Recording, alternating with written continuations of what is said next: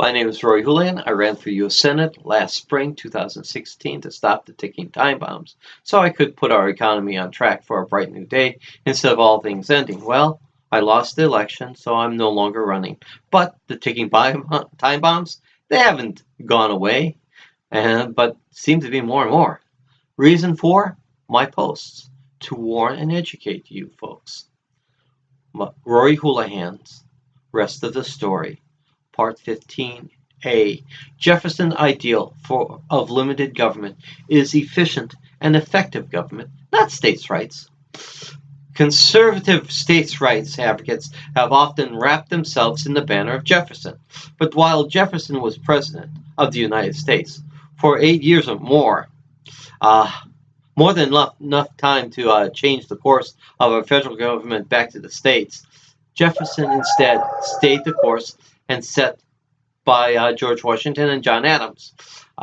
Jefferson did not conceive his executive power and authority as president of now a 12-year-old country back to the states. Jefferson instead stayed the course, strengthened the federal government, and more importantly, the role of president. He unilaterally purchased the territory of Louisiana from Napoleon, giving the president clearly the power to negotiate treaties. Jefferson did most of his actions by executive order, even more than Washington and Adams, giving the president the sole authority to manage our country. Jefferson refused to be subpoenaed by John Marshall, creating executive privilege, but gave John Marshall the needed papers, setting the executive privilege's limits. It was Jefferson who put forth the ideal of separation of church and state. When several Christian religion sects wanted to be the state religion and get state taxes from the state, executive order again. What Jefferson was against was an English monarchical system being reinstituted back into our country. He wanted a government of the people, by the people, for the people. This is Jefferson's Republican ideal. He knew the only way for our government to survive was that our central government, federal government, needed to remain strong and popular. That meant that our government had to be limited, but he defined limited as being the most efficient and effective form. Jefferson developed and was the master of the concept of soft power. A light touch does much. An open hand holds more dirt than a tightly closed fist. It is hard to hate those who you dine with. Avoid confrontation, at least direct, but listen to all before acting. A horse will do more for you if given an apple than just a whip. These are Jeffersonian ideals. Understand, Jefferson had a strong man like Napoleon do what Jefferson wanted and sell the U.S. Louisiana territory for just 3 cents on the acre. Not what Napoleon wanted, to tell Jefferson that we should join France against England. Jefferson, again, acting alone, but by soft power, pointed out what happened to the French holdings in the Caribbean, that our payments would help his government and his war effort, allowing us to look and say that we were neutral, but help. From Jefferson being the ambassador to France, and from Jefferson's French personal connections and Jefferson's pro-France writings, Jefferson was able to softly bend great Napoleon to his way. Jefferson's force of reason was powerful, but never looked powerful. That is the secret of soft power. As an economist, I know that anything but efficient and effective government is bad for the people in general. Our goal as lawmakers should be always to do more for less. Inefficient government costs more and more, taxes more and more. It is more and more likely to be corrupt because inefficiencies are used to hide theft. That to tax is to destroy. But taxation is necessary for an effective running of government. So inefficient government taxes more and then efficiently run government. Efficient governments limit their taxation to what is necessary. Taxation should be fair. Further, taxation should reflect usage, benefit to, and ability to pay.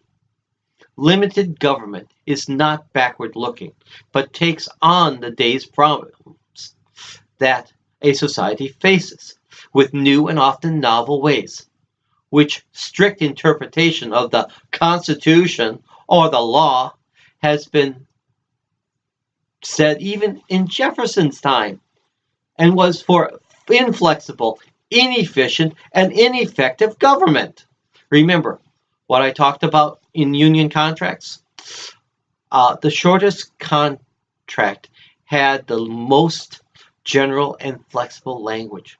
Further, that contract took care of the problem at the local level as much as possible. That allowed the problems to be taken care of right away, keeping molehills, and not letting problems grow into mountains. The same contract attributes are the same for how our government should be run. Understand, I was the only one running for U.S. Senate that actually had been ruined by government. So I'm all against inflexible, inefficient, and ineffective big acting government. And I do know what to do. Been there, survived it, still recovering from it. To this day, Jefferson spoke out against this many times during his presidency. Weak government? Remember, Jefferson suffered his greatest defeats against because Jefferson wasn't given the tools he needed as governor to defend Virginia. He couldn't draft an army, so he faced the British Army with no army. He knew all too well that an ineffective government is a weak government, and a weak government is easily conquered by its enemies. A lesson Jefferson did not want to repeat again as president with the British. Something he was always aware of and afraid of. Ineffective laws require more and more laws to be passed, and more laws lead to more heavy-handedness and restrictions to our rights. The more laws, the more inflexible and constraining the laws are, which leads to more government, more heavy-handedness, more harm to our people, and less effectiveness and less popular government. A light touch law is one that checks and balances its actions and uses general, flexible language.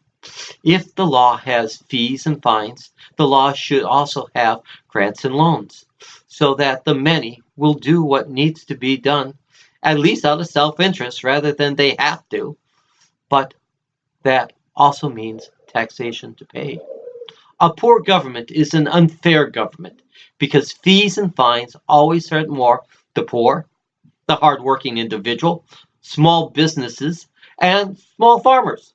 Defunding a government is the surest road to a weak democratic government that will become monarchical or despotic government, because a weak democratic government is open to attack from enemies' forces from both the inside and the outside.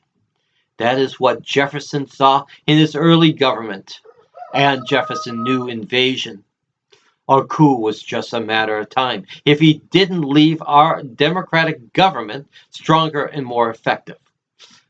Jefferson may have failed a bit, but because of the War of 1812, but our young country survived the British. The U.S. had been there, lived through it, and recovered from it, thanks to Jefferson's actions.